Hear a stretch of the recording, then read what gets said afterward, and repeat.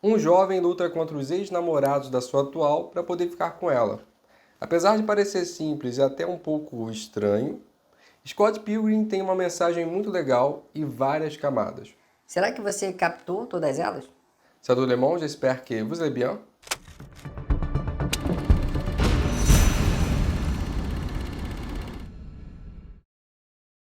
A verdade é que eu não sou da geração que viveu Scott Pilgrim. Mas quando saiu a animação na Netflix, que tinha como personagem principal a Ramona, eu achei muito interessante e isso me fez procurar o filme. E devido à minha obsessão, quando eu me interesso por alguma coisa, por um assunto, eu acabei lendo o quadrinho. E fiquei muito triste ao descobrir que a versão colorida não foi traduzida para o português. Aí já é maldade.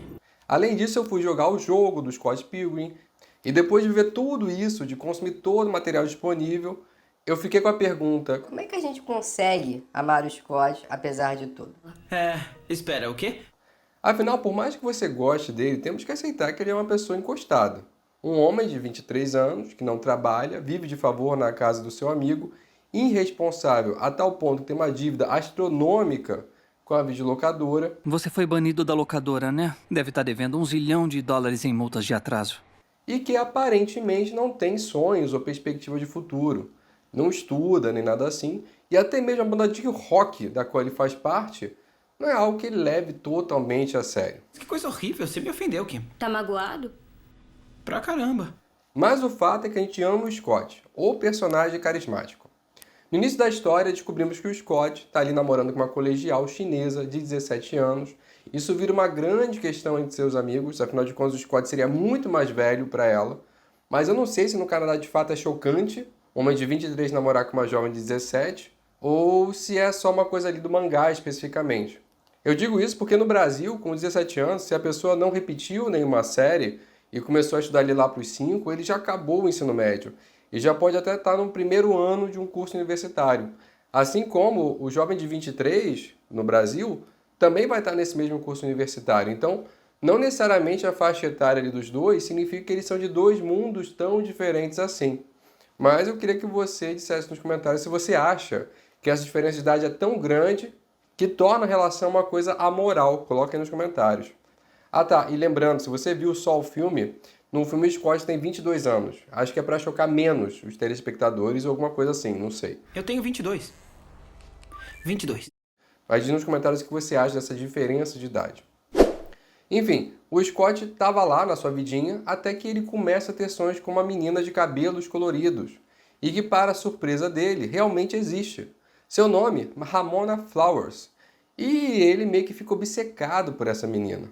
Talvez a gente nem perceba, mas dá para defender o Scott. Só um pouquinho. Porque a Ramona diz que possivelmente o Scott ficou obcecado por ela porque ela usa uma rota de subespaço que passa pela cabeça do Scott. Isso permite ela fazer 15 quilômetros em 5 segundos, e por isso que ela usa tanto essa rota ali. É que você tem uma rodovia subespacial que funciona na sua cabeça e eu gosto de usá-la. Faz tipo 5 quilômetros em 15 segundos. Tá, beleza. Eu esqueci que não tem isso aqui no Canadá. Ou seja, o Scott começa a sonhar com a Ramona porque ela fica passando ali pelo pensamento dele durante suas idas e vindas, já que ela é entregadora. E como o Scott está dormindo nessa hora que ela está trabalhando, ele começa a achar que ele está sonhando. Ou seja, a Ramona seria a garota dos seus sonhos, mas na verdade ela só é a garota no sonho dele. Você entendeu, velho? E aí a gente já começa a desenhar uma Ramona que, talvez você não goste de ouvir isso, mas ela também é egoísta. Ela também só pensa nela, assim como o Scott. É errado eu não querer pensar nesse assunto. Tanto é verdade que a Netflix lançou essa animação nova que conta a jornada de redenção da Ramona. Sinceramente, foi ótimo. Bom, enfim, a Ramona aceita sair com o Scott e nesse encontro noturno eles terminam na cama dela e o Scott está apaixonadinho. Mas lembra que ele namorava a Knives, a colegial, e por isso aqui eu digo que só dá para defender o Scott Um pouquinho. porque por mais que ele tivesse obcecado pela Ramona, ele não conta para Knives e depois fica ali enrolando para terminar com ela. Hoje. Mas é difícil.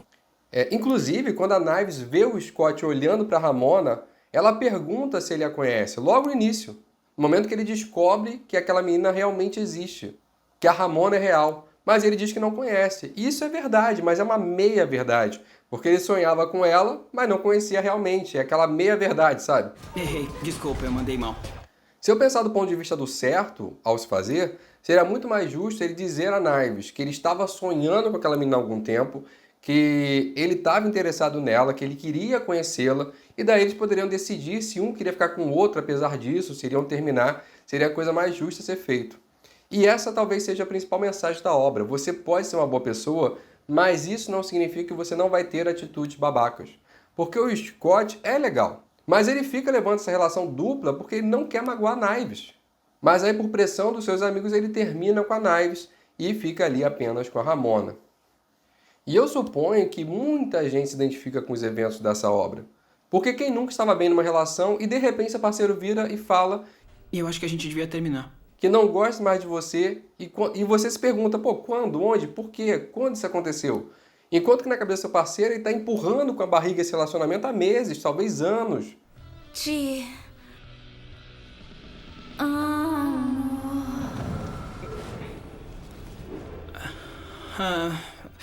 Quem nunca teve num lado ou no outro? Ou nos dois lados, em momentos diferentes da vida. Tem um filme maravilhoso chamado Homem Fiel, onde um cara chega um dia em casa e a sua namorada pede para que ele se mude, porque ela está saindo com o outro cara, um amigo dele. Ela vai se casar com esse cara em algumas semanas, já está tudo marcado, e ela está grávida dele. Porra, tudo isso? Quem curte cinema francês, eu aconselho esse filme, é bem da hora. Mas enfim, voltando. A obra do Scott vai mostrar que ele é um babaca, sim, mas que outra pessoa foi babaca com ele no passado. A Ramona foi babaca em relações passadas, mas outras pessoas foram babacas com ela também. E a esperança que essa obra traz é que nós podemos melhorar como pessoa. Desde que nós aceitemos as trevas dentro de nós, nós aceitemos nossos erros e sigamos em frente e não repitamos esses erros. Eu não conheço essa palavra. Ele não conhece mesmo. O filme e o quadrinho se parecem bastante, passam a mesma mensagem, óbvio que o quadrinho vai trabalhar melhor alguns personagens. Por exemplo, minha personagem favorita é a Knives, porque no quadrinho ela tem muito mais espaço para ser desenvolvida. tipo, uau! Ela começa odiando a Ramona, depois descobre o que o Scott fez, e é ela que conta para Ramona que o Scott estava com as duas durante um período, até que ela se cura. O pai da Knives tenta matar o Scott. E nesse momento tem até uma crítica ao Scott que ele não luta as próprias batalhas. Porque no meio da luta com o pai da Knives, é uma ex-namorada da Ramona que enfrenta o pai da garota. Porque o Scott não tem essa coisa do enfrentamento, ele não quer enfrentar as coisas, os problemas. Tenho que ir. O quadrinho acaba sendo muito mais nonsense. Tipo, a batalha do Scott com o ex-namorado vegano da Ramona é, no quadrinho, uma aposta para ver quem consegue resistir a comprar coisas em uma loja caótica de 1,99. E o Scott sobrevive por sorte. A polícia vegana meio que chega e tira os poderes do Todd. Mas não é o Scott que oferece uma coisa com produtos animais e tal. Raio desveganador. Atirei.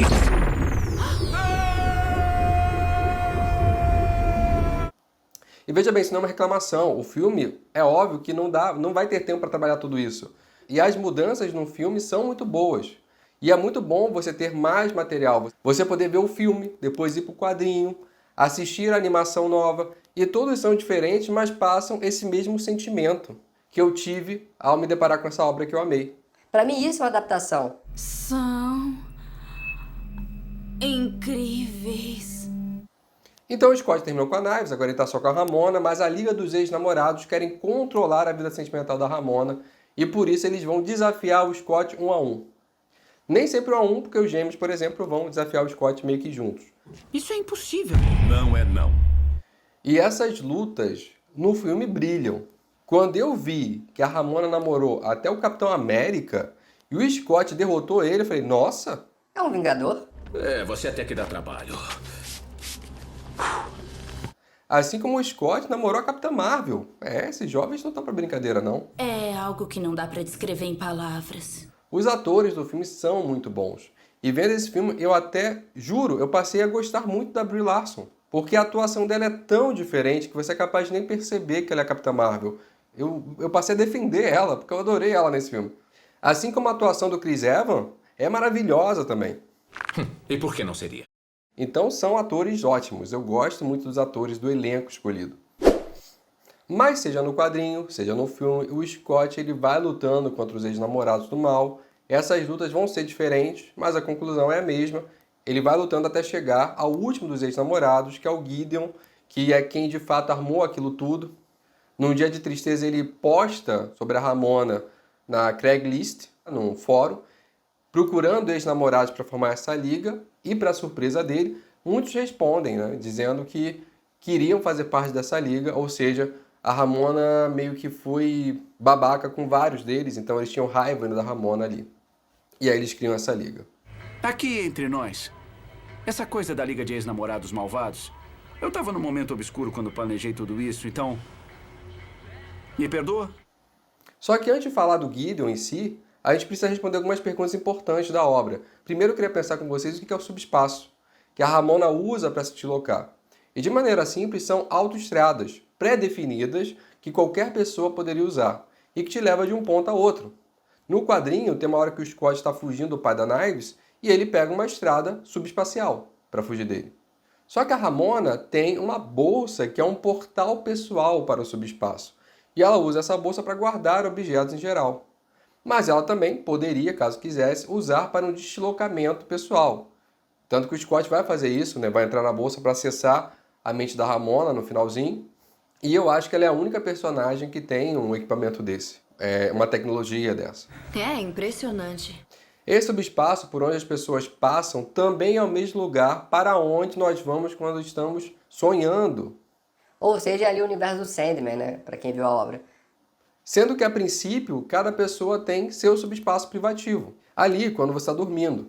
Mas parece que algumas estradas de subespaço passam por esse lugar privativo de algumas pessoas. E se essa pessoa estiver dormindo nessa hora, ela vai acabar tendo contato com esse transeunte ali, esse passante, e é isso que acontece entre a Ramona e o Scott. O quê? Só tá tendo um sonho idiota. Só que esse subespaço tem mais dois usos na obra, que são muito importantes para a gente entender. O terceiro uso é uma descoberta do Gideon. Ele usa isso contra a Ramona, na verdade contra todo mundo, que é prender a pessoa dentro do seu subespaço, junto com todos os seus demônios.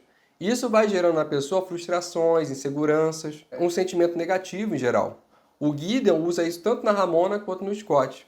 Então sempre que a pessoa afetada passa por uma situação difícil, começa a ter pequenos brilhos ao redor da sua cabeça e eles não conseguem ver nenhum aspecto positivo. Eles ficam muito tristes, muito mal, agressivos. Essa é a forma que o Gideon faz para prender sentimentalmente as pessoas à sua volta e para prender a Ramona. Que filha da puta.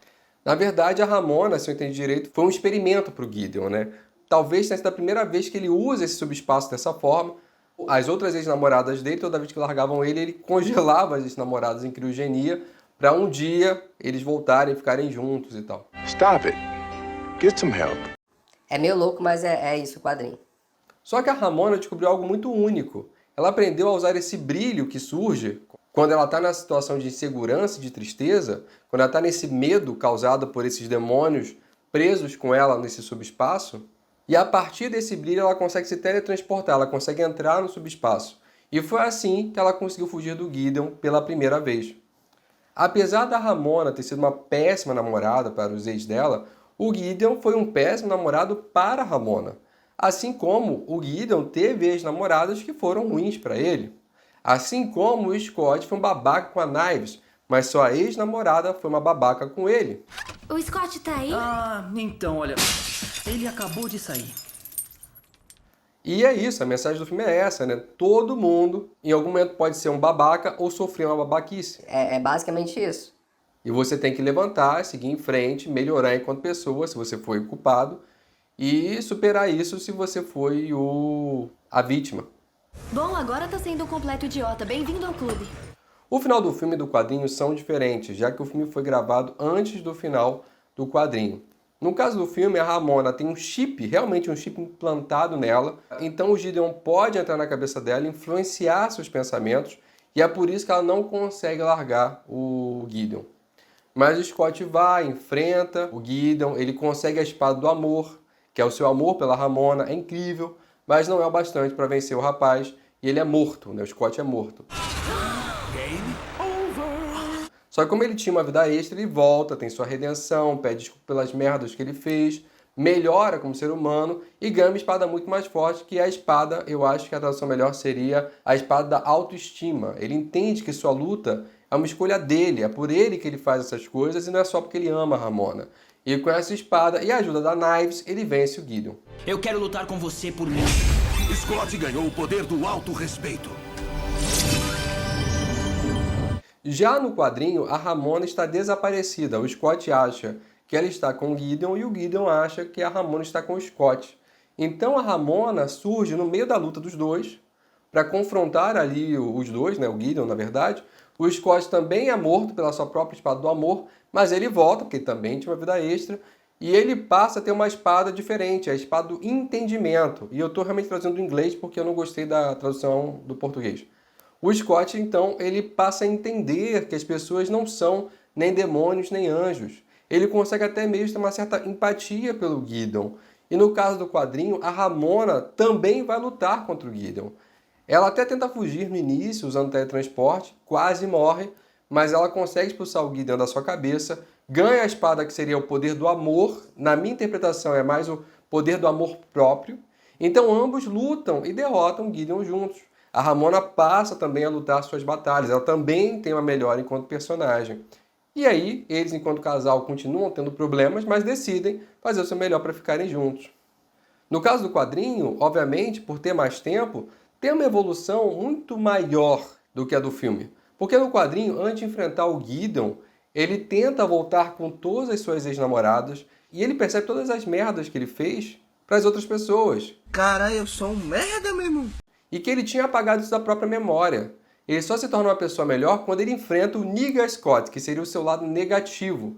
E quando ele se une a esse lado negativo, é quando ele aceita que sim, foi uma pessoa ruim, que ele fez merda sim, que ele se torna uma pessoa melhor, que ele pode caminhar para se tornar uma pessoa melhor e parar de repetir os mesmos erros. Eu sinto muito por tudo que eu fiz.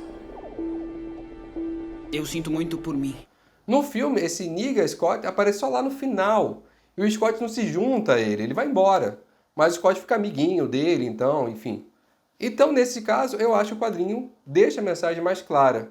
Porque no filme, inclusive, dá a entender que o Scott até voltaria com a Knives e deixaria a Ramona embora. Mas é a Knives que diz, chega, que ela é boa demais pro Scott. Eu concordo com ela, diga-se de passagem. E ela diz pro Scott, sim, atrás da Ramona, eles se merecem. E é aí que ele vai atrás da Ramona. Eu sou boa demais pra você. Como eu disse, tanto o quadrinho quanto o filme são ótimos. Eu acabo preferindo o quadrinho por conta desses pequenos detalhes no final, mas os dois são maravilhosos. E daí vem as camadas de interpretação dessa obra. No primeiro nível é a história de um garoto que enfrenta os ex-namorados da sua atual para poder ficar com ela. Se quiser namorar comigo, vai ter que derrotar meus 7 malvados. No segundo nível é a história de dois personagens, o Scott e a Ramona, que não sabem lidar com situações desconfortáveis, eles não gostam de enfrentar seus problemas e preferem, assim como muitos outros personagens da obra, fugirem quando podem. Dá pra gente não falar disso? Claro que dá, eu nem quero saber. E a gente vai aprender, no final, que você precisa melhorar como pessoa, que você é babaca com algumas pessoas são babacas com você, mas isso faz parte de ser humano, e a gente vai melhorando. E na camada mais abstrata, eu até fico pensando se nada daquilo aconteceu. Que, na verdade, o Scott contra o mundo tem essa gamificação, esse mundo beat'em up, porque se passa na cabeça do Scott. Isso não é bizarro? Nem um pouco. Não é. Na verdade, cada luta que o Scott travou era uma briga interna com os demônios da Ramona. Dessas relações que ela nunca conseguiu de fato superar. E essa luta é uma luta para ocupar um espaço na cabeça dela. E isso só pode acontecer se a Ramona se livrar dessas questões, dessas relações passadas, dessas dores e dessa culpa que ela vive. Então, na verdade, é mais uma alegoria de uma relação comum, que todo mundo passa. Para você ter o seu novo amor, você vai ter que abandonar o antigo, você vai ter que se livrar da culpa que você sentiu, você vai ter que melhorar enquanto pessoa, se você foi um babaca, você vai ter que superar as dores que te causaram, para você estar pleno para viver uma nova relação. Por que tudo sempre tem que ser tão complicado? Então, eu acredito que o Scott passe essa mensagem aí na última camada dele. Eu gostei muito de conhecer essa obra, gostei do jogo que criaram em cima, é gostoso de ler o quadrinho, ver o filme, assistir a animação. Eu espero que lancem a versão colorida do quadrinho em português. Porque eu comprei o quadrinho, achando que ia vir colorido e veio preto e branco. Bom, achou errado. Mas me conta você, qual é o seu personagem favorito da obra de Scott Pilgrim? Por quê? Coloca nos comentários. E eu sei que eu já fui babaca vendo vídeos e não deixando o like. Eu tô melhorando. E eu vou pedir que você também melhore se for esse o seu caso. Deixa o like. Mas depois de ler o Scott, também sei que você não é um monstro por não deixar o like nem se inscrever no canal. Então tá tudo bem. Mas se puder ajudar, eu agradeço muito. Ajuda muito. É isso por hoje. Merci bien. À la prochaine.